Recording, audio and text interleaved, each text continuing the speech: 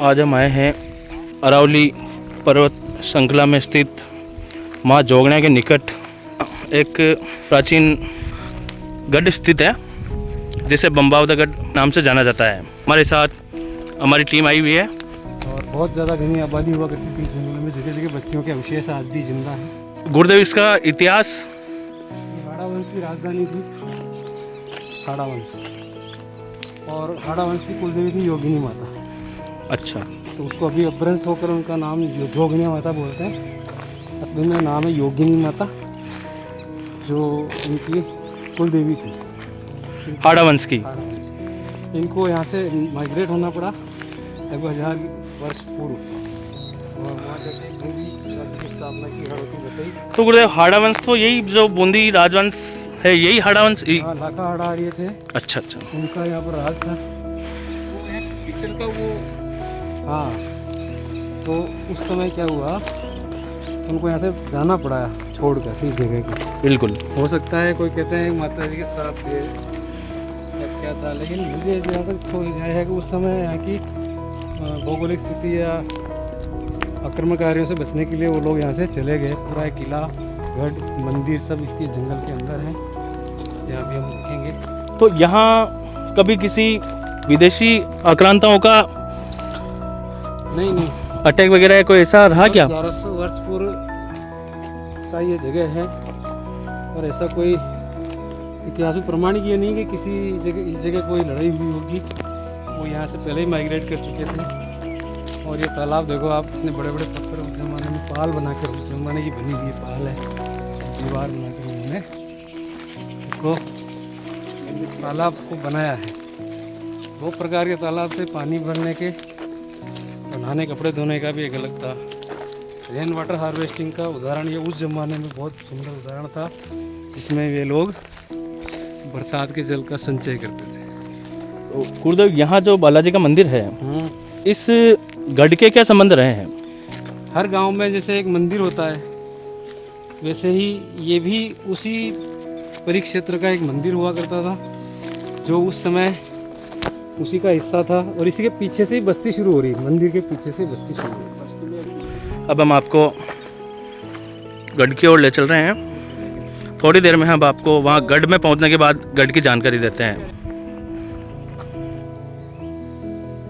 ये जो जगह है, जिस प्रकार से राजस्थान में एक रेगिस्तान के अंदर कुलधरा गांव है, वो रातों रात खाली होकर चला गया, उसी प्रकार से मेरी नज़र में पहला कुलधरा है जो उस ज़माने में खाली हुआ है।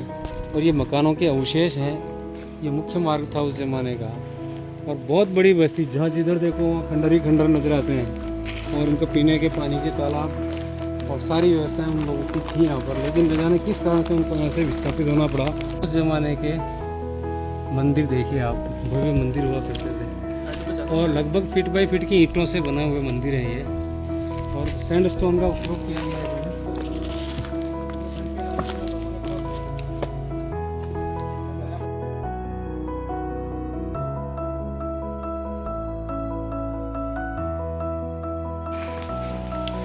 दिखाते हैं, ये देखिए आप। उस समय में इस बस्ती में जैन, सुथार, कुमावत, ब्राह्मण, राजपूत सभी घरों की बस्तियां थी, और वे लोग अपने अपने हिसाब से पूजा स्थल का निर्माण कराते थे। ये लगभग विक्रम संवत से जो है, आज से 700 या 800 साल पहले का बना हुआ है। जब शाक्य संवत वहाँ पे मुद्रित है, उसके और अपने इसके बीच में जो अंतर है, उसका जब मैंने निकाला तो 700 या 800 साल पहले का बना हुआ ये मंदिर है। सैंडस्टोन से बने हुए इसके देखो मजबूत पिलर है, और लोगों ने धन के अभाव में जगह जगह खड्डे कर दिए, धन के लालच में, हाँ सॉरी, धन के लालच। ये देखिए आप, शाक्य संवत 1734। अब हम आपको बता रहे हैं वैष्णव संप्रदाय का एक मंदिर। ये भी बहुत सुंदर मंदिर था, और यह मंडप भी था बीच में। ये जो बना हुआ इसमें ये सब ढह गया है, और ये जो बड़े बड़े पिलर पड़े हैं, ये सब इसी मंदिर के टुकड़े हैं। ये सीढ़ियाँ थी, सीढ़ियाँ उस जमाने के हिसाब से बनी हुई, बहुत पुराना मंदिर, बहुत ही सुंदर मंदिर था। ये जीर्ण शीर्ण अवस्था है अब इसकी। ये मंदिर अब गिरने के कगार पे है। ऊपर से ईंटों से बना हुआ, नीचे लाइमस्टोन भी है, सैंडस्टोन भी है, दोनों पत्थर इसमें लगे हुए हैं। और बहुत बड़ा ये परिसर था, लेकिन अब केवल ये निज मंदिर रह गया है। केवल निज मंदिर रह गया। गणेश जी की प्रतिमा देख सकते हैं आप, ऊपर गणेश जी की प्रतिमा है और ये बिल्कुल बड़े बड़े पत्थरों को बिना किसी सीमेंट और बिना किसी जोड़ के रखकर बनाया गया और ऊपर ईंटें। बहुत ही सुंदर भव्य मंदिर था, लेकिन अब ये जितनी बार हम देखने आ रहे हैं उतनी बार इसके पत्थर नीचे गिर रहे हैं। शायद भगवान शिव का मंदिर हुआ करता था, जिसके प्रवेश द्वार पर गणेश जी अंकित है और किस सन में बना है उसकी शाक्य संवत इसमें दर्ज है, जो शायद आज के समय के हिसाब से 800 वर्ष पूर्व ये मंदिर का निर्माण हुआ होगा। अब बिल्कुल सुनसान और बियावान जंगल के अंदर ये शानदार मंदिर है। इस जंगल में अभी वर्तमान में तो लेपर्ड,